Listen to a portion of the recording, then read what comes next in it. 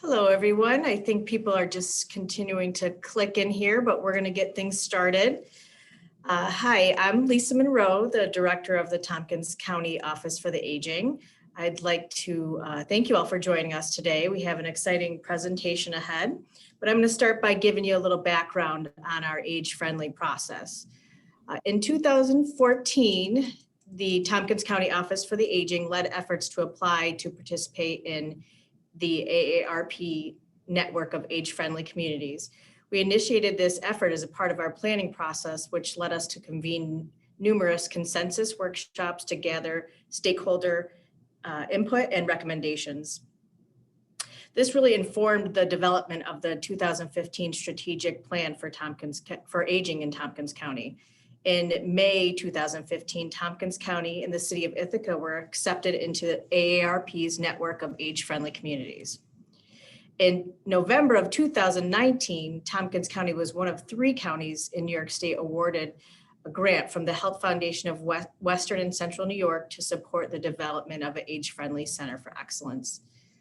This initiative is designed really to help communities and local governments incorporate healthy, age-friendly principles into relevant policies and programs which directly benefit the community. The Office for Aging is collaborating with several community organizations to continue developing and implementing age-friendly initiatives.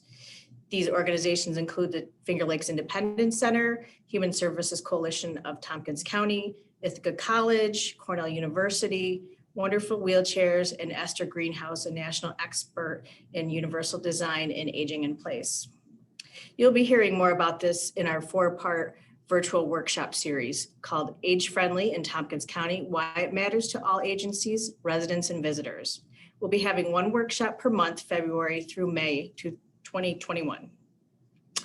Today's workshop is entitled, What is Age Friendly Anyways, and how it benefits agencies, residents, visitors, and businesses.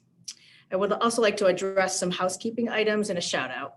I want to thank Dominic Recchio, Tompkins County Administration Communications Director, who made this virtual workshop possible and will be providing the technical assistance and support throughout the session. This workshop will be recorded and uploaded to the Tompkins County YouTube page. Please use the chat box to ask questions or provide any comments. We'll attempt to answer the questions in the chat or provide time during the Q&A session to answer them. So I'm excited for today's workshop. We have a fantastic group of presenters here today. I'm going to hand it over to Esther Greenhouse, the Strategic Director of the Tompkins County Age-Friendly Center for Excellence. Boy, that's a mouthful. And our moderator for today's workshop to get things started. Thank you, Lisa. Hi, I'm Esther Greenhouse, and I'm thrilled that you're joining us today for this important kickoff event for this virtual workshop series. The reasons we're convening this workshop series are threefold. First, it's to address misconceptions and accurately portray what age-friendly is all about. Second, we'd like to inform you of the work we've been doing for the past several years. Third, we'd like to help you see how age-friendly efforts relate to your work so that you can apply that lens to have greater impact. We also want to help you utilize the resources on our website, as well as the AARP Age-Friendly and Livable Communities website to further your efforts. We are also looking for greater involvement in our work, particularly on our quarterly steering committee meetings. While the age-friendly work has been going on for over a decade, the COVID-19 pandemic has dramatically shaped everyone's lives and will have long-term impact on municipalities, agencies, organizations, businesses, services, and of course, residents. Prior to the pandemic, when I worked with municipalities, I always presented the Age-Friendly and Livable Communities program as a unifying framework for addressing seemingly disparate and competing needs. Now, due to COVID-19, the age-friendly approach is more important than ever. One crucial aspect is understanding who the older adult population really is and how it impacts your community. People 50 and older make up the largest and most diverse portion of our population. It is crucial for municipalities to understand that this population is responsible for generating 51 cents of every dollar spent in the United States, which is referred to as the longevity economy. If you were to pull out this portion of the economy and look at it independently, it would be the third largest economy in the world behind the United States and China. It represents over $8 trillion in the US and accounts for over $600 billion in state and local taxes annually. We cannot prepare for successful post-COVID recovery without considering and meeting the needs of the over 50 population and their families and the organizations and businesses which serve them. Now, I'd like to turn it over to my friend and colleague, Greg Olson, who is Director of the New York State Office for Aging. And I'm going to bring up your slides, Greg. Thanks so much, Esther. Can you hear me okay? Yes, I can hear you. Okay, great. So while you're bringing those up, it's really great to be here with everybody. We have an awesome panel today. I want to first shout out to Lisa Monroe, who is one of our really great directors, New York State for Tompkins County. Esther, a longtime friend, and many of the folks you're going to be hearing from today. We've all worked together for a number of years. So, I have about 10 minutes. I'm not going to go through the details of all of these slides. They will be available to you. But I think the main point here is not only the amazing work that Tompkins has been doing now for, 7, 8 years in Age Friendly, but how it really relates to a much bigger picture. This is not an individualized program. It's part of a much bigger state policy that is going to help the state of New York as well as the municipalities. And I'll talk a little bit about that. So how it's interrelated is Age Friendly, first of all, as you all know, is not just about older age. It's about all, you can go back one slide. It's about all ages, and certainly older adults are a major part of that. But this is part of a larger agenda to make New York the healthiest state in the country under the umbrella of the prevention agenda, the governor's priorities, and what's called health across all policies. And that's just simply a buzzword that says we all have a role in this, regardless of what our business is, whether it be transportation, housing, parks and recreation, et cetera. We all have a role in improving overall population health. And then, of course, Age Friendly fits into that because many of the concepts that Bill and others will be talking about today look at it through that lens. And then, of course, we are implementing the Age Friendly health systems priority as well. So there's a lot to this. So why the Executive Order 190 is so important is because what that does is it memorializes and institutionalizes these policies into how state government works, and then ultimately will trickle down, or already has in many senses and cases, to how county government works. So go ahead to the next slide. Thank you. And so again, first bullet, what EO 190 does is direct state agencies like mine to include the age-friendly 8 domains of livability into our agency policies, guidance, procedures, and procurement. And procurement is really, really important because to make systematic change anywhere, you have to follow the money. And the money is what incentivizes change. And so, as I mentioned, it's not only building the 8 domains of livability, it's building the ideas and policies around the prevention agenda and health across all policies into how government works. Next, please. And so I'm sure Bill and others are going to go through this today, so I'm not going to go through the 8 domains, but as I talk a little bit more about Executive Order 190, I want you to think about it in terms of these 8 domains and how they really fit so well together, and why this is really historic, what New York has done, which again is to build these building blocks into how government works. You're going to hear different terms, things like smart growth, livable communities, or age friendly. And many of them are really, the concepts are really the same, just people talk about them different. So if you're from the economic development world, you'll talk about smart growth principles, but they line up and match very consistently with livability and age-friendly principles. Next, please. And so the objective, again, is to incorporate these things into contracting and procurement opportunities so that we can make New York the healthiest state in the country. Many of these things do not require additional funding. If you hear those types of things, those are things that people say because they may not want to make any changes. But those are simple talking points and barriers against doing things that are fairly easy to do to make your communities, whether they be at the smallest level, town or village, right up to a county, a region, or a state. And we've already built many of these principles into state procurements. And this can be seen in, the 4 rounds, the $400 million of the Downtown Revitalization Initiative. There'll be another round this year. So it'll be 5 years, $500 million. We've built it into our state plan, into the county plans, such that Lisa has to provide to us. And then other agencies like the Office of Mental Health that we're working on to really bring together behavioral, physical health, and the social determinants through the area agencies on aging. Next, please. Again, I talked a little bit about smart growth principles. This is some of the language that was in and is in the procurement opportunities to get $10 million worth of grants for downtown revitalization. Again, these will be available to you. So there's 3 examples of this language being built into procurement.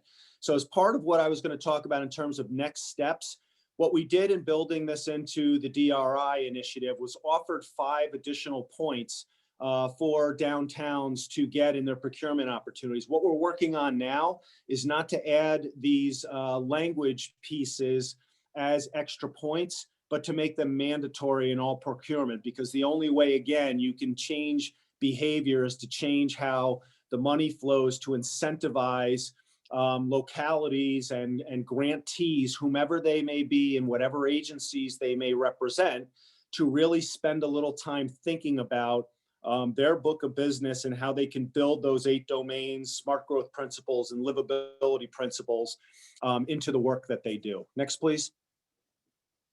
You'll see here, again, think of those 8 domains, looking at housing, looking at complete streets, healthy and affordable food, multimodal transportation, walkability and bikeability, accessibility for recreational, waterfront trails, parks and gathering spaces, access to healthcare, access to community spaces, broadband, community design and housing. Again, all of those fit within one of those domains that I'm sure we'll be going into more detail a little bit later. Again, this is part of the DRI procurement opportunity. Next, please. This is, again, the 3rd example from the DRI, talks about actually building eligibility for age-friendly communities through the AARP World Health Organization model, applying smart cities, complete streets, modern zoning and planning, things of that nature. So again, so consistent with what the state's overall goals are in terms of prevention, HAP, and age-friendly, being the first age-friendly state. Next, please. This last slide's really busy, but really the most important one in terms of the lens that I look at this from. Opportunities to improve and align the prevention agenda and age-friendly related programs, the impact and the ability to allow individuals to continue living in their communities consistent with their abilities and values. Again, what matters to you? What is it that we all want? Opportunities for civic engagement, how to expand them. Strengthening home and community-based services. Considering approaches that build so that all of us can enjoy wellness, longevity, and quality of life. The technology and innovation solutions, so important now with COVID-19. Promotion of caregiver support, provision of cost-effective, high-quality services for individuals with disabilities and their caregivers, and access to health and supportive services. If that doesn't, line up specifically with age-friendly, I don't know what does. But the reason why is because that's the way we wrote it. That's what we were trying to get across, is to have the state take the lead to institutionalize and systematically put this type of language and policy priority into what it is we do every day. Next, please. I was told that this is not very legible, so you'll get copies of this after. But a lot of folks have struggle saying, okay, well, I get the concepts, but how do you implement? And the World Health Organization has very, very easy ways to look at each of the 8 domains and basically have a checklist on things that you guys can do within your communities to say, yes, we meet the bar, or no, we don't meet the bar, that are not difficult to do, that do not cost extra money, can be part of the planning, et cetera. So I encourage you to take a look at the features of age-friendly cities and communities, because it's really not a heavy lift. And don't let the naysayers say, again, this is going to cost X amount of money. Well, I think one of the most important things that I've seen that AARP has put out the national level is what actually happens to communities that do this. Property values go up. Costs are saved, businesses are more competitive. So there are all the economic and strategic advantages to incorporating these things, and there's no downside. And the bottom line is that the more communities that take up this mantle and understand, as Esther talked about, I love that she gave some of the economics. That's all I've been talking about for the last 10 years is the economics of aging, how important this population is that you are going to be, not you, but collectively, folks that do not think about things like this across the age spectrum and how to make their communities more livable are going to be at a competitive disadvantage. You can go to the end of the slides and I'll wrap up and pass it over to Nora. So what are the next steps here? We're going to continue to build these things into how state government works. As I mentioned, number one is we're working towards not having the executive order elements be additional points, but rather be standard and procurement opportunities. I think, again, to Esther's point, understanding not only the 50+ longevity economy, but your actual demographics and economics at the Tompkins County level.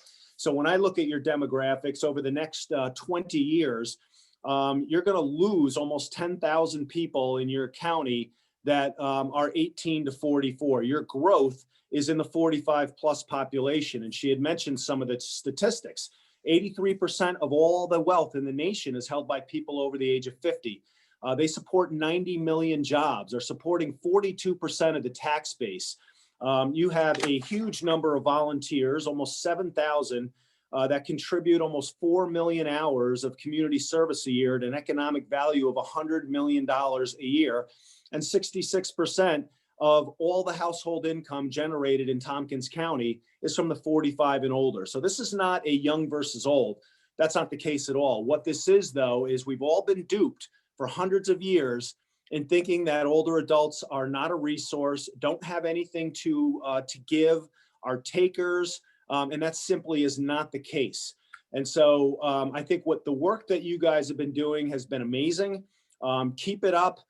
Expand your partnerships, bring in the private businesses. I know you've already started to do that and have those types of relationships, but that's the way that I think we're going to get to where we need to be. There it is right there.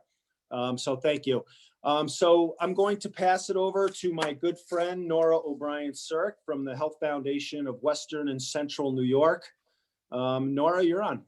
Great. Thank you so much, Greg. And good morning, everybody. It's really a pleasure to be here with you and to talk about one of my very favorite topics, age friendly. And Greg always does such a good job in setting me up by laying out the, let's see, there, everything that you need to know about why age friendly is so important. All right, slideshow. Am I doing this right? Start from beginning. All right, what did I do wrong?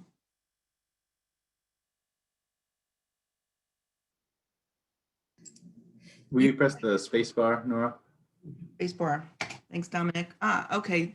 I go from the beginning here. Yes. There we go. Okay, so since its inception in 2003, the Health Foundation is focused on achieving better health outcomes for older adults. And we believe that age-friendly is one of the ways that we can actually achieve better health for older people and actually better health for people of all ages. As we know that if we focus on the 8 domains for age-friendly communities, and if all of them are included in the work together, that we will have a better society and a healthier society for people of all ages and all functionalities. Last year, the Health Foundation went through a strategic planning process. And so we've actually committed to older adults, which we've been following since 2003, We also focus on children 0 to 5 who are impacted by poverty, and we focus on helping to build capacity in nonprofit organizations throughout our 16 counties. One of the things I also just want to mention that we are committed to diversity, equity, and inclusion. And so you see our new vision statement here. And we also include rural counties as actually being part of our diversity plan, because we know that access to good healthcare in rural counties is essential in order to keep our counties healthy. So as part of our strategic planning, as you can see, one of our goals is to help support communities and health systems to work collaboratively to become age-friendly. So that's right in our new strategic planning goal. And we call our age-friendly communities partnerships for healthy communities. And this is because, well, we found one thing is that anything that says age-friendly, I think, is a misnomer. So we are focusing on health. So we're focusing on partnerships first, but that nothing can be done without partnerships. And we love our partnerships with the New York State Office for the Aging, with Smart Growth, and with our counties for excellence in age-friendly. So we are working toward building capacity to support older adults in all of the counties that we serve and throughout New York State. And this is supporting the communities, supporting health systems and caregivers, and creating a continuum of care and that loop to assist older adults to remain as independent and healthy as possible in the community, and to help all those supportive services, including caregivers, to sustain them. So our Partnerships for Healthy Communities, our Age-Friendly Communities Initiative, is to emphasize the need, as I said, for partners to focus on the health, the social determinants of health, which we know are in the communities.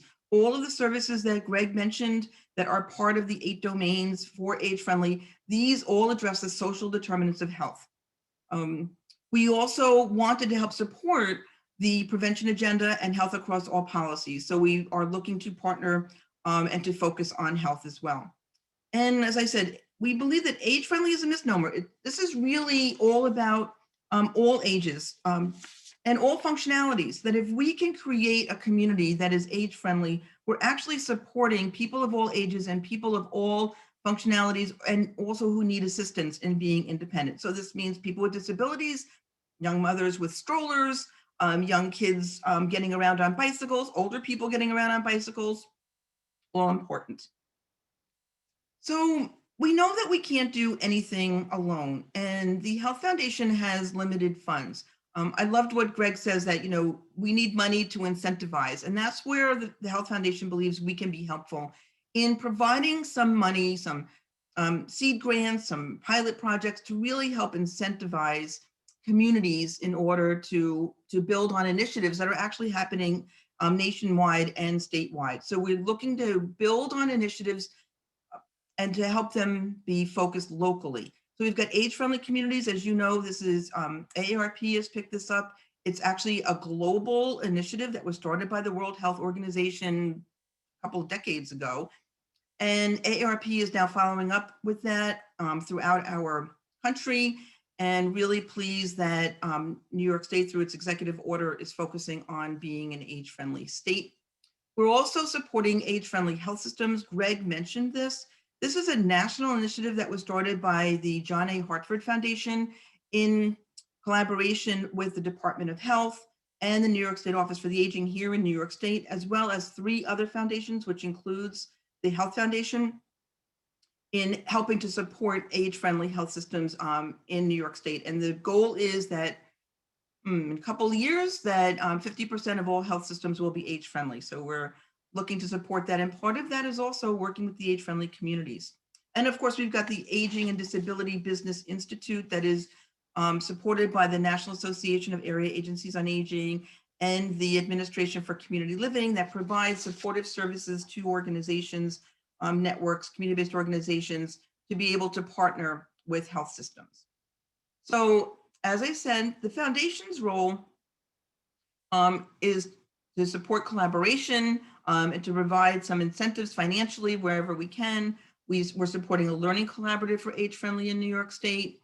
And you'll hear more from Diane Kolek about what they're doing at the New York Academy of Medicine.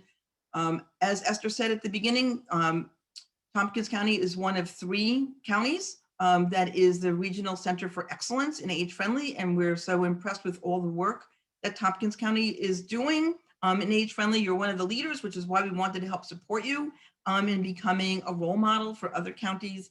And I just want to give a shout out to everybody who's collaborating in Tompkins County. Of course, Lisa Monroe and Esther Greenhouse, Karen Bullis, Dawn Sprague, Terry Reineman, and Karen Brown. Thank you all, and all the organizations that you represent that are so important in this collaboration. Thank you all for the amazing work that you're doing so far and the leadership role that you're taking in this initiative.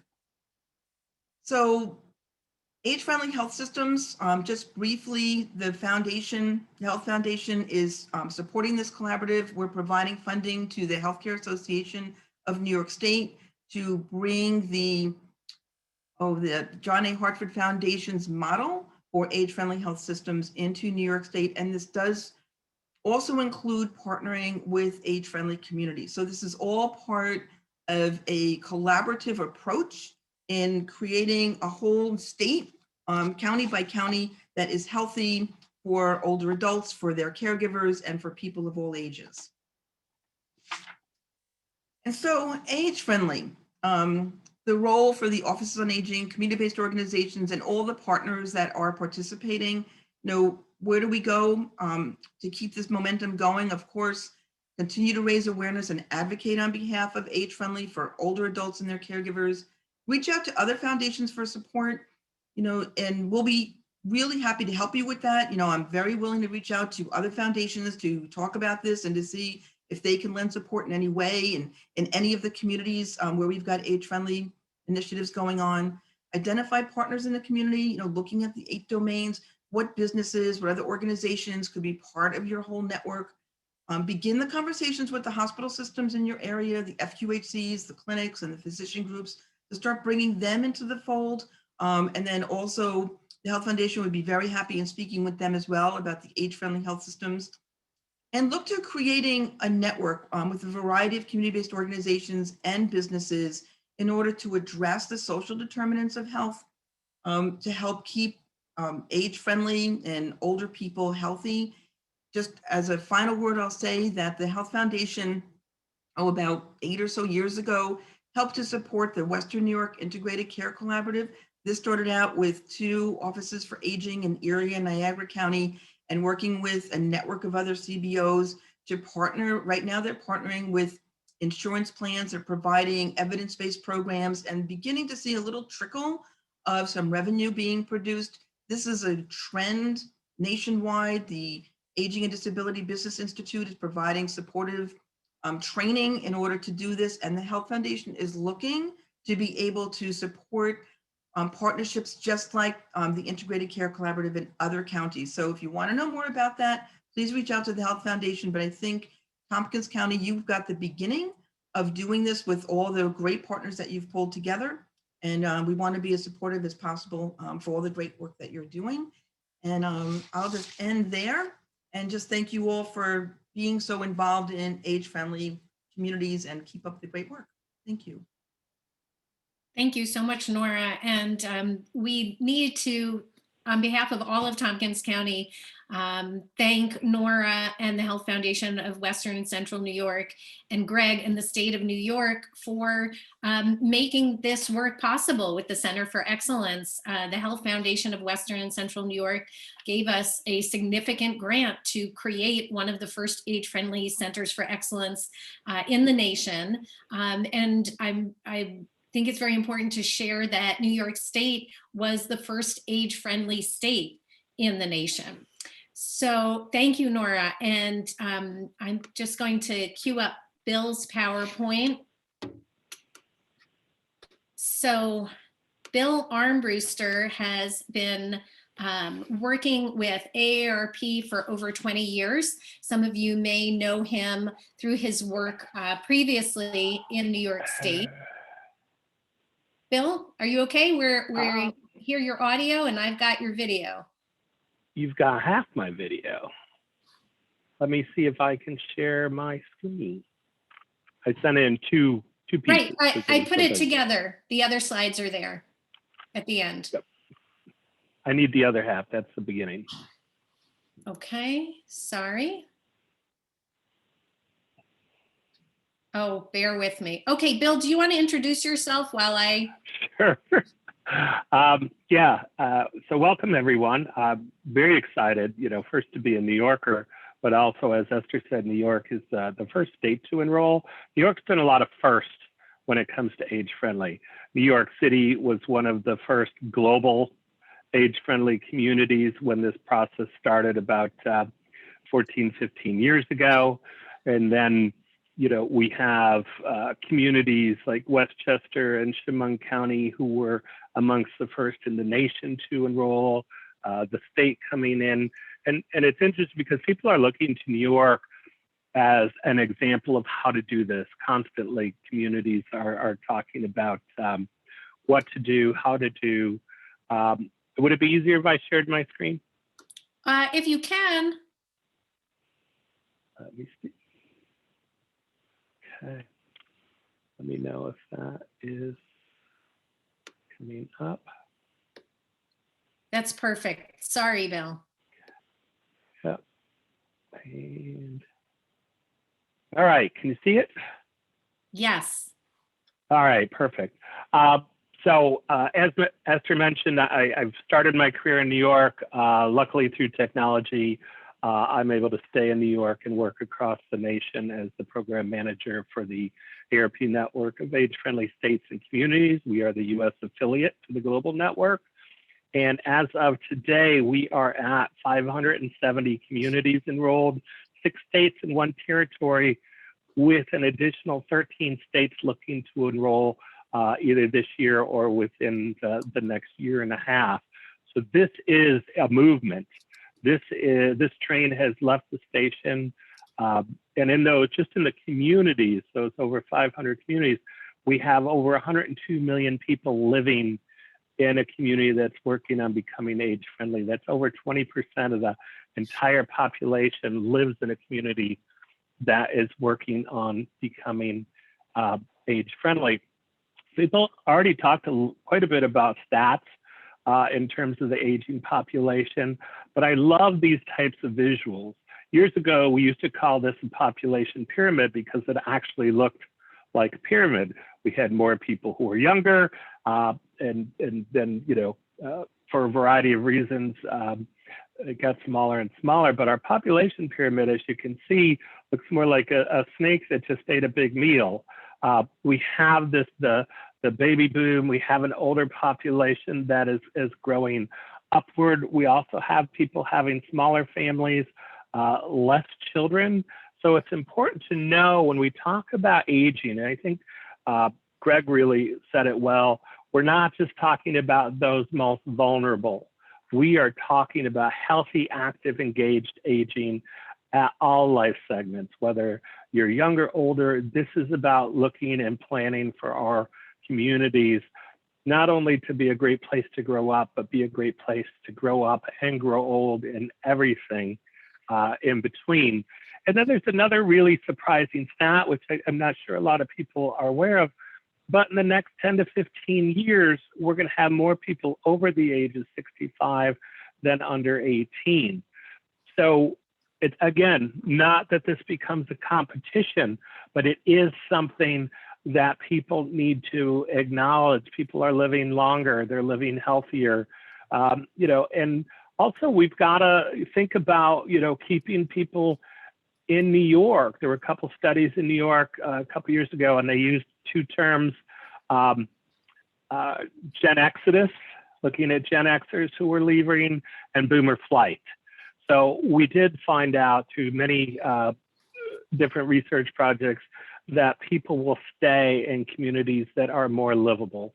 That's what they want to look at and what they want in terms of that and age friendliness. So we talk about age friendly.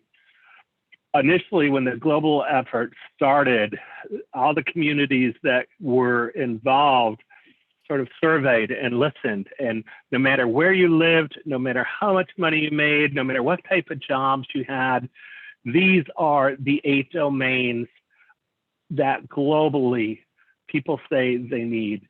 We need transportation, we need housing, we need outdoor spaces. We need to know what's going on through communication information and know that we're being heard. Also looking at community support and health services. And then how do we engage? Are we able to volunteer? Are we able to work? Respect and social inclusion and social participation. And in the last several years, we've also seen an informal ninth domain popping up across the United States of disaster preparedness and resilience, whether it be a pandemic, whether it be fires, floods, tornadoes, hurricanes.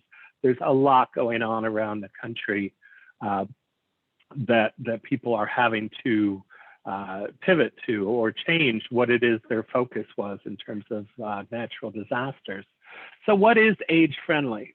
So first off, I know Greg mentioned, livable communities, smart growth, age friendly. When we talk about age friendly in this context, age friendly is where a community commits to going through this process. An elected official, elected body has to be part of this to say, yes, we want to do this. We give our blessing as a municipality. There needs to be people involved. And again, a very simple application where communities come together and they say, yeah, this is something we want to move towards. So they submit an enrollment welcome letter and an application, put together an advisory group, however that wants to be, whether it's formal, informal. And then in year one, it's really about listening, conducting a survey, listening to people that, that are in the community. If you have a survey that you've already done in the last 2 years, you can use that. We also have a survey that we can provide to folks. And then from what you hear, you spend time and say, all right, what can we do? We've got these 8 domains. We learned, we listened, and then depending on the size of your community, you find out what is realistic for you to take on, what you can own, what you can do, what you can make decisions on, and then spend the next couple of years implementing that, and then come up with a progress report to say, yeah, this is what we thought we were going to do, this is what we did, and this is how it turned out. And as we've gone through this process, every community that has enrolled and gotten to their 5-year point has continued with another set of planning and implementation, because they have found that this process has actually changed the culture of how they communicate and what they're doing within the community. It's really taken them to a whole nother level. And as I mentioned, there's a long history of age friendly in New York. You can see all of the communities, and again, it's towns, it's cities, it's villages, it's counties, everything and in between, that we have a huge number of people in New York who are already doing this work. And that's good. So you should never feel like you're doing this work alone. You've got great support. You've got a Center for Excellence who's leading this work. They say, not only are we leading this work, we've done it. We know, where the opportunities are. And again, what you're hearing today is really just a quick overview. So we have a series of training videos that you can go in and look. Each one is about 9 to 16 minutes. So what is the network? What are the domains? How do you enroll? So you can actually go through and look and spend a little time at home or at work and finding out what all these different things are in terms of the process. So what do we know? We survey our members frequently, and we are seeing that this works in every size community. 37% are small town and rural. The other here on this list are actually counties who enrolled. I think we have over 70 of our 500 plus communities are counties right now. It works in suburbs. We have communities, like I said, everything from New York City to a community in New Hampshire called Hart's Location, which has less than 100 people in it. So it's about the ideas and what you can do and how you can make changes. And then also how this is led is different in every community. We have the bulk of communities are led by government agencies. We've got advisory councils, coalitions, volunteers, area agencies on aging. And more recently, we're starting to see higher education, regional planning organizations, chambers, foundations, and business organizations saying, hey, yeah, we need to be at this table as well, and we can actually lead this work. And other Bill? communities who've, yes.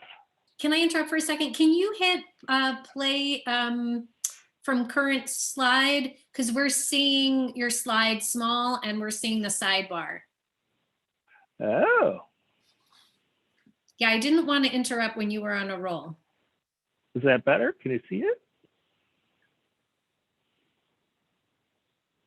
We're still seeing the whole PowerPoint. If that's the only way it works, it's fine, but I wanted to make sure that people could see it as large as possible. Says it is. Okay, if this is the way it's working today, we're gonna go with it. Yeah, sorry about Right? that. This should be our biggest problem. No worries. Thanks, Bill. Oh, now I'm lost. Let me see. Okay, so as we've talked to communities, we do a lot of survey, a lot of listening. The majority of communities who are later in their phases, having done an action plan and are in implementation, are showing changes in policies.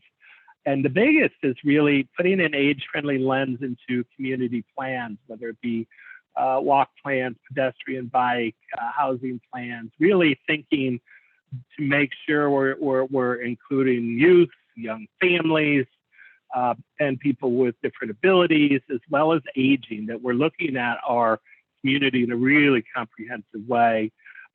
And then areas of housing, transportation, outdoor spaces, buildings, health and community services. And the other exciting piece is we're starting to see more private sector investment in action. So developers, builders, for-profit companies who are saying, wow, this is great. The other thing we're starting to see, which New York has been a leader on, and I don't have it in this slide, is more foundations really starting to think about how they're funding in terms of thinking about age-friendly versus vulnerable older adults or just vulnerable youth. They're like, let's look at the community as a whole, and how does that work? But what we've also seen, if you asked me 2 years ago, what are communities really focused on? In 2019, I would say housing, transportation, and communication and information. Those are the main things when we look across all the communities that people are focusing on. When we started last year and COVID hit, we really started to say, wow, what's going on? How can we learn? What can we share?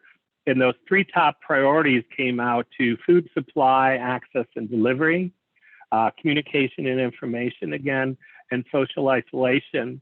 Typically, we've had a whole redefinition of social isolation. 2 years ago, you would say, yes, it's an isolated homebound senior. Now we're like, wow, it can be anyone because of quarantine, because of not being able to go out. Social isolation is affecting our whole population, and we really need to think about what that is. And the other thing we started to see was areas that we may not have heard a whole lot about from communities started to shift and really popped up in terms of preparing for emergencies and disasters. This is exciting, supporting local businesses and local economy. The pandemic, for all of the horrible things, is really using the word that Esther used earlier, is unifying and bring people together, local small businesses, looking at the economy and say, hey, how can we all come together? And we think age-friendly is one of those ways that we can convene and talk, looking at safety in congregate senior living facilities, and then again, addressing disparities and systemic inequities. The other thing it does, you may hear in a lot of places across the country, people are trying to figure out how can age-friendly work with dementia-friendly. There's another initiative out called Dementia-Friendly Communities. And again, they have a lot of similar alignments. We're looking to keep people independent, keep people in the community, engage a lot of people to have these conversations. And again, looking at everybody who lives in the community, targeting people as they age and what the opportunities are versus just making this a disease-specific initiative.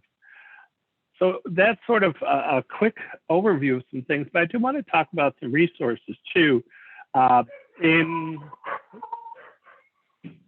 the end of March, we're going to be launching a members-only portal. So every community that's enrolled in the network will be able to have instant access to each other, instant access to resources, be able to connect with like-minded people around the country. And it's not just your one leader. You could put 5, 10, 15 people on this list. So there could be Office for Aging directors connecting with each other, Parks and Rec, hospitals can connect with each other, community-based organization, volunteer networks. It's all going to be an opportunity for people to help support each other nationally. So this is going to be launched at the end of March. So again, new resource that's coming up.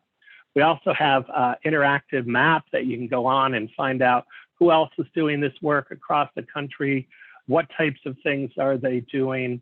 So you could look and say who's like us, or where can we look at that? We could look at population. You could look at different categories or domains, as well as some of the projects people have done as part of the ARP Community Challenge grants. And then resources. Constantly, as we're hearing from communities as to what they need, there's a new handbook that just came out, Enabling Better Places, looking at improved neighborhoods, whether that be small town, large city, also looking at zoning opportunities. All of our publications are free. You can go online at the arp.org/livable library, look at accessory dwelling units, home fit, doing pop-ups, looking at your parks, looking at rural livability. All of these different documents and many more are available to help start these conversations. We also have 2 new on-demand videos on backyard flexible options, home fit, and accessory dwelling units that people can use and look at their leisure. And then today, actually this morning, we just launched our 4th year of the ARP Community Challenge grants. The application's open today. There is a website at the bottom of the page, and applications close April 14th. And what you can see here too is people are like, wow, is this something we could or should apply for? You can see here 40% of the grants are rural, 21% suburban, 42% urban. And these are really starter grants. These are seed grants. This is what we heard a couple years ago. People were saying, if only. We have a program we'd like to get off. We have an improvement we'd like to do. So we've put in over $6 million in the last 4 years, 560 grants. These are not huge grants. The average grant's about $10,000, $11,000. And these are grants and plans that you can implement in a short period of time, about 90 to 100 days, to say, yeah, we're able to use this to get started. And then again, here is my contact information. And I hope I made it within my time. You did. Thank you so much. And I'm sorry about the technical difficulties on my end with your slide deck. And, one thing that I'd like to point out, which you touched upon and the previous speakers touched upon, is this understanding that while age-friendly efforts start with the older adult population, the impetus for these programs were meeting the needs of the older adult population. Really, when we focus on their needs and we look at the different domains, we're looking at it across the age span. We also often step out of the confines of age to think about what are needs in our community and how are they not restricted to a specific age demographic, but who is impacted by those needs. And then lastly, with the increasing emphasis on the social determinants of health, we know that today's youth will be tomorrow's elders. And we need to make a community that not only works for our elders today and in the future, but for our youth and all citizens today. So with that, thank you so much, Bill. And I'm going to turn it over to Diane Kolak of the New York Academy of Medicine. Diane played a crucial role for us. She was a leader for the Center for Excellence in terms of convening the Health All Ages and Policies program, the Learning Collaborative, which was part of the grant funding from New York State and Health Foundation of Western and Central New York to help communities like Tompkins County become more age-friendly. Diane, thank you so much for joining us. Thank you very much, Esther. It's great to be here. And I'll just say it's just so much fun to work with all of the presenters who you heard so far. New York is really lucky to have such passionate people working in this space. These are some of my favorite people to work with. So good morning, I am Diane Kolak. I'm a lifelong resident of New York State, and I'm a program officer at the New York Academy of Medicine, also known as NIAM. Through programs, research, and public events, NIAM generates the knowledge needed to change systems that prevent people from accessing what they need to be healthy, such as safe and affordable housing, healthy food, healthcare, and more.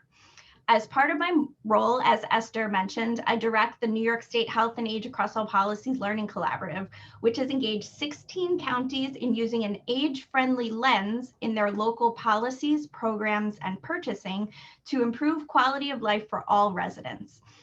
You've already heard from our partners on this project, the Health Foundation for Western and Central New York, the New York State Office for the Aging, and AARP. Tompkins County is one of our favorite and most active participants, and I am really happy to be with all of you here today.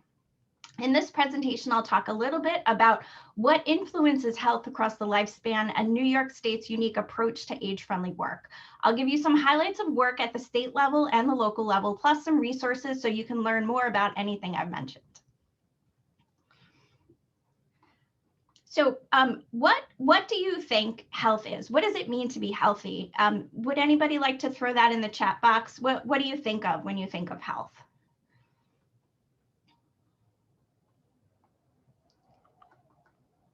I'll give you a second. Okay, I see independence, great. Anyone else? Options. What does it mean to be healthy? Comfort.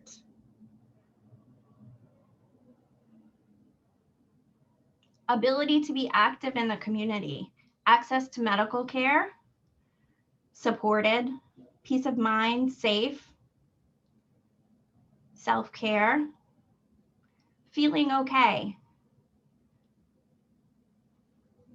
Well, this is great. You guys don't even need me.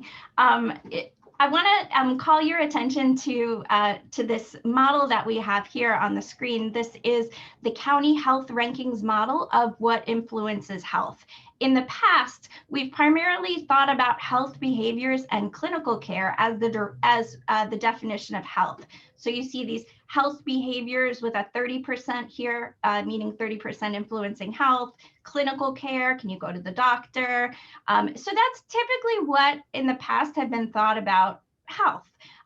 Now we are looking more at the social and economic factors and the physical environment, which is also known as social determinants of health, through policies and programs. For example, through this age-friendly work, we can improve the quality of life for everyone. So you see policies and programs down at the bottom of this model.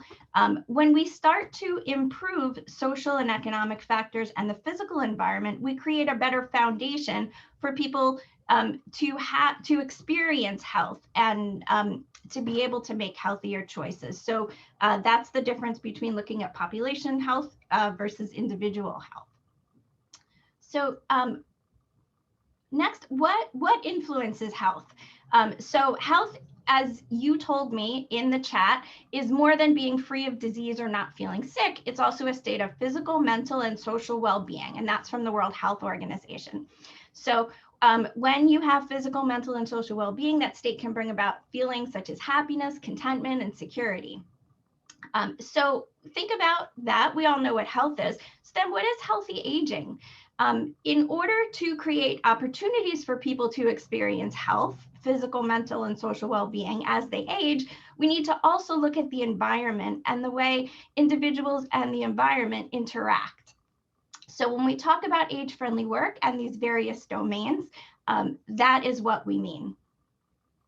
And this graphic is one that is used by the New York State Department of Health to represent this more comprehensive idea of what health is. So it's more than just going to the doctor, it's economic development, housing, the health sector, community cohesion, transportation, education opportunities, the environment, the built environment, and urban planning. So all of these areas impact health. But it seems like all of you know that already, which is super, super exciting. Okay, so how is New York State using this information? So the New York State approach to health and aging takes the dimensions of health and starts to fit all of these pieces together. So New York State has incorporated the 8 domains of livability, which Bill mentioned in his presentation. Our state's public health and disease prevention plan, which is called the Prevention Agenda, and married these two with smart growth principles. So you have these 3 areas, and smart growth principles was mentioned by Greg early on. Those are the ideas that address climate change aspects of our environment and encourage the use of economic development programs to create healthier places to live, work, and play. So you take all of these together and you get New York State health across all policies and age-friendly New York. So in practical terms, the approach facilitates increased cooperation and commitment to addressing these social environmental factors that influence health. It will also increase organizations, agencies, and municipalities' capacities to respond more efficiently and effectively to the needs of New Yorkers of all ages. And then we anticipate in the long term, this plan will include improved social and physical environments, better government, improved population health, and economic growth in New York State. So these are a couple of case studies of age-friendly work in New York State. I'm not going to talk through all of them, but there is a link here where you can access that information. These case studies are detailed in a really easy to understand report called the New York State Health Across All Policies Age-Friendly New York Roadmap Report. And these are not your typical government projects. They're super creative and they're all about leveraging resources and cooperating across different sectors. And what we heard from the panelists previously was really emphasizing that this work goes along with work that's already happening. It's just figuring out how to do it more efficiently and how to bring the work to more people of all ages. And one example I was going to use, the Downtown Revitalization Initiative. I'm glad that Greg brought that up previously. That's a funding mechanism that awards points for interagency collaboration and incorporation of these age-friendly principles into economic development projects. So you're probably saying, that's great, that's at New York State. What does that mean for me? I'm in Tompkins County. So at the local level, whether you're a CBO or a business or a municipal agency, consider your procurement and your funding programs. Like where are you spending money? Where do you have grant opportunities, however big or small they may be? Is there room for you to include some age-friendly criteria to encourage your applicants to think differently about aging and health? So think about how you can bake these ideas into the work that you're already doing. Another example of another case study example of the age-friendly work in New York State is Adventure New York. And I picked this one because I know that Ithaca is gorgeous and Tompkins County has a ton of really beautiful open spaces. So Adventure New York sought out through the Department of Environmental Conservation to improve recreational infrastructure and facilities to make them more accessible and user-friendly, and also host programs that encourage New Yorkers who don't normally think about using those spaces to get out there and try things. And I'll say with improving recreational infrastructure, the magic word here is bathrooms. People want bathrooms when they're going outside. It makes it absolutely more comfortable for older adults, but it really, I'm a parent of a young child. If I know there's a bathroom at a facility, I am much more likely to use it. So these age-friendly principles really do work for people of all ages. So in order to encourage folks to try these facilities who maybe hadn't tried them before, the DEC collaborated with community-based organizations, local outdoor clubs, and they had projects like the First Time Camper program. So if you wanted to go camping and you never had, they would loan you the equipment. They had iBird New York, which encouraged everyone, regardless of age or location, to try bird watching. And iBird New York, in particular, was done with a very accessible frame of mind to really work for parks, but also in urban areas and rural areas. So these are just examples of how you can use these age-friendly principles to reach your local populations. So then we have age-friendly work at the county level. So this is the work that was mentioned previously at Nora talked about the Learning Collaborative for Health and Age Across All Policies. We have been doing that throughout 2020. A typical New York State Health and Age Across All Policies county team might include staff from a local health department, the aging agencies, planning departments, academic institutions, and community-based organizations. So Tompkins County is one of our participants in that. And just a highlight that I wanted to call out, in the beginning of COVID-19 epidemic, our program had only been up and running for a couple of months, and the participating counties had to really pivot their work significantly from their original plans. But because they had already begun reaching out to other agencies and partners to engage them in countywide health and age across all policies initiatives, the partners already knew each other, which makes cooperation across the sectors that much more efficient. And we've seen this in other emergency response work where that wasn't necessarily the intention at the beginning. You're coming together to do a project, maybe to slow down street traffic or do some other smaller project, but these partners get to know each other. And then when it really counts, everything just works more efficiently together. So as part of this age-friendly work at the county level, 11 counties are going to pass the executive order that Greg told you about earlier, Executive Order 190. They'll pass similar executive orders at their county level. 8 more counties will be certified through AARP as age-friendly. And 5 regional centers for excellence in health and age across all policies will be established, of which Tompkins County is one. We created a website, nyam.org/HAP, where you can access the slide decks from our program and see examples of this work in New York State and beyond. And as an example of that, at our January meeting, we had a great presentation from Boston about age-friendly snow removal programs. And we also had a case study from Arizona about reaching diverse populations. So I will put that, that link in my notes and send it out to you. I really welcome any of you to access that if you're interested. And then finally, I wanted to show you a case study from New York City.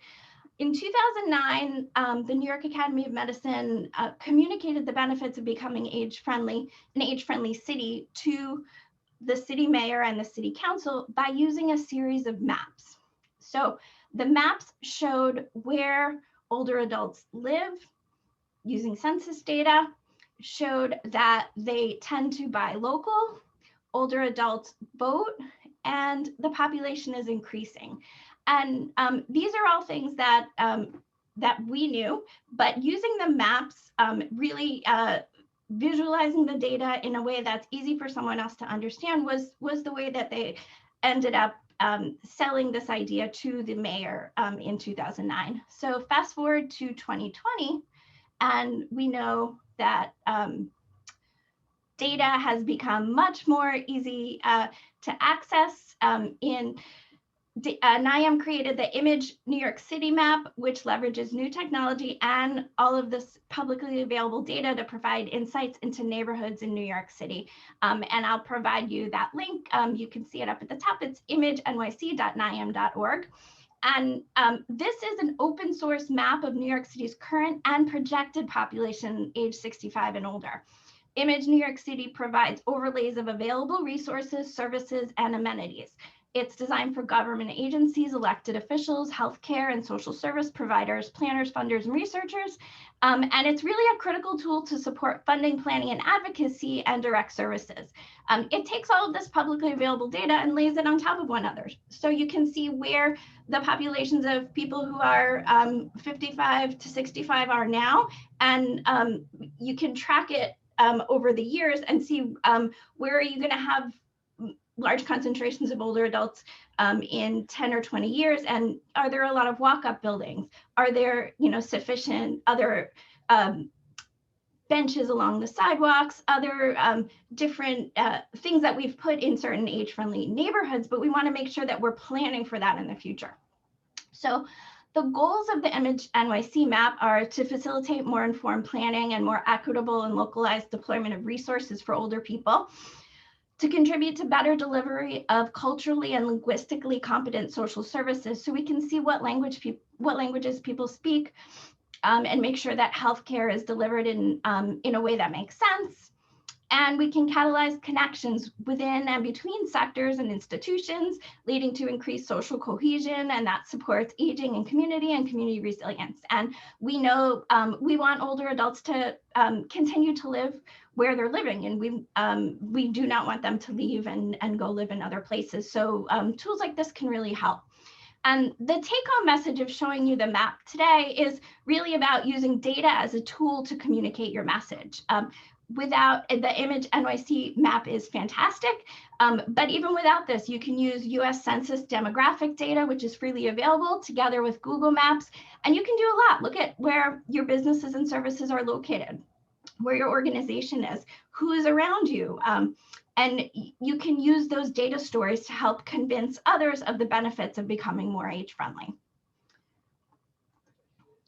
So, I hope this presentation helped you better understand health and healthy aging, some places to look for examples of age-friendly work, and the state and local level, how you can harness data right now to help tell your story about why age-friendly is important to you and the work that you do. I want to thank Esther and Lisa and everyone else for inviting me to join you today. I'll share my slides with the group afterwards, and feel free to reach out to me. My contact information is here, and I will turn it back over to Esther now. Great. Thank you so much, Diane. Thank you for sharing all of this today, the ongoing work you've been doing, and for supporting us in the past year. So now I want to turn it over to two speakers who are, I think, very special speakers because they're people who have come from Cornell University, a student and a former student, and really did this work, the age-friendly work, on the ground level, the grassroots level. And ultimately, we can talk about all of these concepts and trends and data on a national scale or even on a regional scale. But when the work is being done at the local level, that's really where it matters. So Serena Stern was a crucial part of the Center for Excellence as the Best Practices and Communication Specialist. And Jeremy Hsu worked through a wonderful grant that we received through Engage Cornell, which enabled us to collaborate with some terrific student researchers. So I'm going to turn it over to Serena and Jeremy. Thank you both. Thanks, Esther. Hi, everyone. Thanks for letting us be here. I think Jeremy and I are both appreciative of younger professionals interested in this field getting some time and energy to talk about our experiences, like Esther said, on the ground, working with folks in Tompkins County. So Jeremy's got a pretty different set of interests and goals for his research. So he will go in the second half of this presentation and I'll start us off. They're both about best practices, which really as a lens, I'm sure a lot of you in your agencies utilize, but a lot of folks that might just be coming from the community might not really recognize that term and understand its place in all of this. So we can think about Tompkins County in a lot of ways as very similar to the rest of New York State. We've got small businesses, we've got educational communities, community organization, and all of that is really crucial to what makes a community a community. But Tompkins is also in a really unique situation. We're really uniquely set up to be beneficial for folks of all identities, all ages, and all abilities. And so in that way, we're having this really great perspective for what happens in this community to build that from the ground up. So one way we can look into that is best practices, where you're really starting from, what people do that no one even has a grant for yet. No one recognizes that it's something that's happening that needs funding or that needs support. And so we really tried to get to talking to folks on the ground about what they do to make our community age friendly. This is all Tompkins County focused for today. So Jeremy can move on to the slides and we can get started. So again, I'm Serena. Thanks for that introduction, Esther. And these are the general age-friendly best practices for Tompkins County. So the goals of my project, which has been about a year long with the Age-Friendly Center for Excellence here, was really to start by just cataloging and understanding where the general state of best practices were in our county. In a lot of ways, like we said, it's hard to move these policies into more on-the-ground ideals. So we also wanted to take that information that we work so hard to learn about and get that community organization to the folks that are actually doing this work or the folks that could benefit from it. So in that way, we also wanted to move that interest of the general state of the practices into the communications for outreach. We wanted folks to learn, hey, this is happening in your own community. People have been working for decades on this, and it's really time for you to start utilizing it. So that could be different stakeholders. We could talk about residents that are in the community that are looking for services. We can talk about representatives from agencies that want to learn more about the state of best practices or where they could put funding.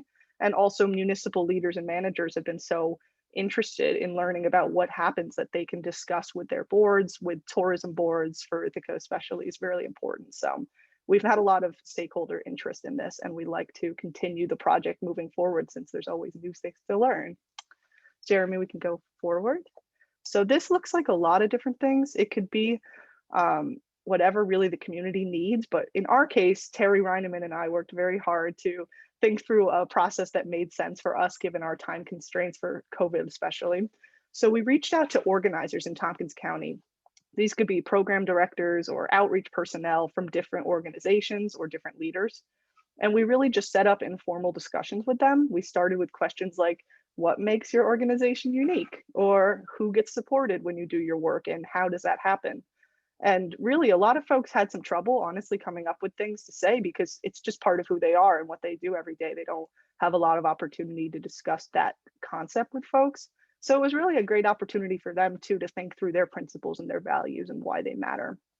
And then again, advice that folks would give to other municipalities is a crucial part of this project because we wanted this to spread. We didn't just want to learn about Tompkins County. We wanted that purpose to move to other counties, other parts of Tompkins, other parts of the state to understand what they could do to make their community even more age-friendly, kind of like Tompkins has. And then again, the third step was really publishing communications for the stakeholders to learn about what we learned and to get some concept.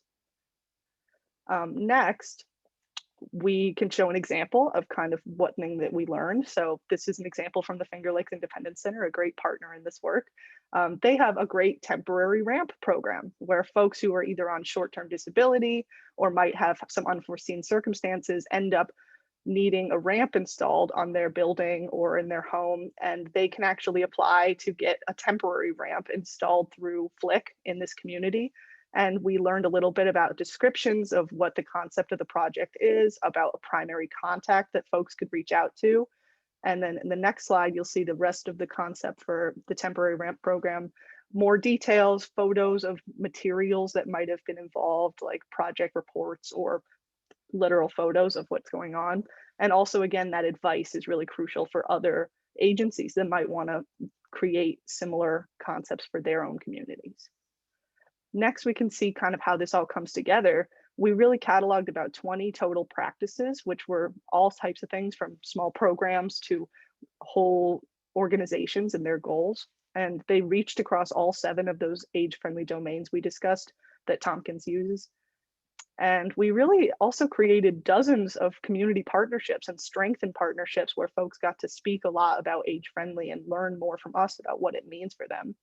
And honestly, it's a little cheesy, but countless new perspectives and tools were really created and utilized for outreach. We had a lot of fun with the creativity of the community itself, building that outreach from the ground up.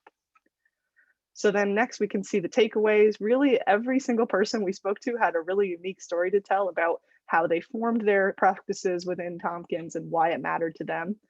And we found that domains are a very useful concept, especially at the policy level, but that really Tompkins County has a very unique set of overlap in a lot of what it does, and it's very nuanced. So we did have some trouble kind of categorizing in some ways using those domains, which really just goes to show that there's so much to learn here and that it's going to take a community member themselves to really work hard to be the person that glues it all together. And we're so proud of our local Age-Friendly Center for Excellence for putting that work on the ground. Also, again, there's always more to learn. So we didn't get through a ton, but we've worked really hard to get a solid footing, and we're excited to move forward. On the next slide, you can see our kind of long-term goals are to continue to catalog a census, really, if we could, of age-friendly services and programs in Tompkins. And we love just being able to analyze those services and programs so that we can best communicate them to all those stakeholders we discussed. And then finally, what really connects into Jeremy's part of this presentation is that these cross-agency collaborations that are formed in Tompkins, again, like I said, are so nuanced. So we really want to understand how that comes to be and what that means for a more specific state of best practices in the future. So with that, I'll send you to Jeremy. Thank you, Serena. So based on the general best practices that Serena has presented, I'd like to share a more specific example on the multi-agency response to food insecurity issues with a focus on older adults and young children during the COVID-19 pandemic in our Tompkins County. As you know, the COVID-19 pandemic has brought about great challenges on food security, and a number of our community organizations in Tompkins County came together in response to this crisis. And they coordinated in a very new and dynamic way to address food insecurity issues of both children and older adults. And the Tompkins County Age-Friendly Center for Excellence is decided to profile this initiative as a best practice. And on this slide, we've listed some of the agencies that was involved in this practice. They include funders, transportation providers, food providers, and information providers. So we interviewed some of these agencies to see how they responded to food access and distribution to meet the needs of the community during this pandemic. And we also explored how the local agencies came together, what they did that was different, and what were some of the challenges and the lessons we can learn. So in the summer 2020, I wrote this best practice report with the supervision of Dr. Mildred Warner and Dr. Xue Zhang from Cornell University and Terry Raymond as my community advisor. So the full text report can be reached by the link below, and I will also paste the link in the chat box later on. So for this report, what I feel most interesting and want to share with you today is the network of cross-agency collaboration. So this diagram of cross-agency collaboration demonstrates how a variety of organizations and agencies work together to for food access and distribution in an age-friendly way. And I would like to pick up two cases in this network for further explanation. And the first example is the County Office for the Aging, which is one of the key players in this collaboration. And during the pandemic, the COFA received funding for additional shelf-stable meals from the New York State Office for the Aging, and they also partnered with FoodNet Meals on Wheels to deliver these food boxes to the most vulnerable people and those with no families. They also coordinated with Food Bank of Southern Tier for food delivery, and they also developed a list of volunteers that would help people to do their grocery shopping. And for the FoodNet Meals on Wheels, it is a social services organization in Tompkins County that provides over 1,700,000 meals to about 800 older adults each year. During the pandemic, they came together with United Way and they delivered thousands of meals to the people. They also partnered with the food bank and delivered some emergency meal boxes. And with the support by the County Office for the Aging, the FoodNet was able to procure some shelf-stable meals and deliver out to clients. And we also see a lot of innovative approaches during this food response. For example, the school buses in the Gather Belt, they never carried food before, but during this pandemic, they took part in the food delivery to help the needs of older adults and families with children. And also the food and meals on wheels, they transferred their nutrition counseling services online. Child Development Council helped with grocery shopping. United Way and Way to Go are building up a new volunteer pool. And all these innovative approaches have brought about new solutions to a variety of problems during this pandemic. And from these multi-agency response and collaboration, we can see the important role of partnership in addressing some key barriers of community engagement. And so the cross-agency collaboration is exactly the driving force to support this age-friendly initiative that could help to promote partnerships and collaborative response and enabled our Tompkins County to build up an effective emergency food supply system in a quite short time. And then we can also think about the challenges and the key barriers in our future practice. For example, how we are able to implement a higher level of cross-agency collaboration, how we can coordinate the volunteers more efficiently, and how we can solve the food insecurity and health inequity issues on a long-term basis. And these are the questions we're still thinking about for the future development and are hoping to have more insights from this pandemic. And that's all I'd like to share about this best practice for food security. And thank you all for listening to my presentation. Thank you. Thank you so much, Jeremy. And at the Office for Aging, we have additional information about Jeremy's work. That's really just hitting the highlights of the extensive and successful efforts that were done in Tompkins County to address food issues during the pandemic. So just sharing with you some information about the next steps.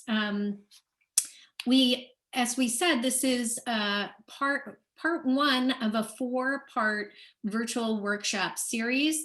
Next month in March, we have our second workshop, which is Spaces and Places, Leveraging the Built Environment for Successful Age-Friendly Communities. The registration link is in the chat. It is also up on our website. And if you have any questions, we're going to see if we can take some now, but also you're welcome to, I'm going to put my email in the chat. You're welcome to reach out to me via email. So here's a question we have. How did you communicate among the stakeholders to share information on what other providers are doing? Was it through providing this best practice guide? So this question is for Jeremy and Serena. Yeah, that's a great question. I think Jeremy probably has his own more concrete examples from his COVID-related work. In my case, we're typing up a report now about kind of coming together with all these concepts, but it really did help as just informally as we went through the process to say, hi, Ithaca Children's Garden.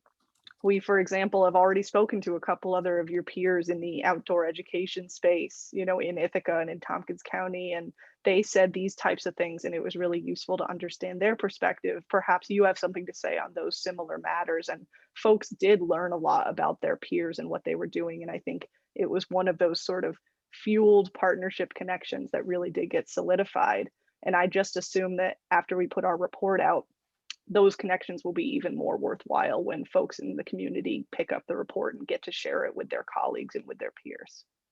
Great, thank you. Jeremy, do you have anything you'd like to share in the last minute we have? Thank you. I just think most of the information that I want to share is included in my best practice report. And I think Serena has made a very good for the explanation about that. So I don't have further explanations about that. Thank you. Great. Thank you, Jeremy. So I'd like to thank all of you for taking the time out of your schedule to join us for this webinar.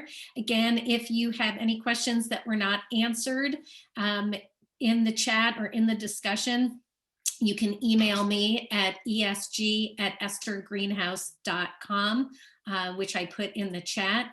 And please register for the March webinar. We look forward to seeing you there. And you will be also receiving an email that contains some information like the links from the chat, as well as a survey. Please fill out the survey. We take that information very seriously. We're here to serve you and this community. So specific information is incredibly helpful to us in that mission. Thank you so much.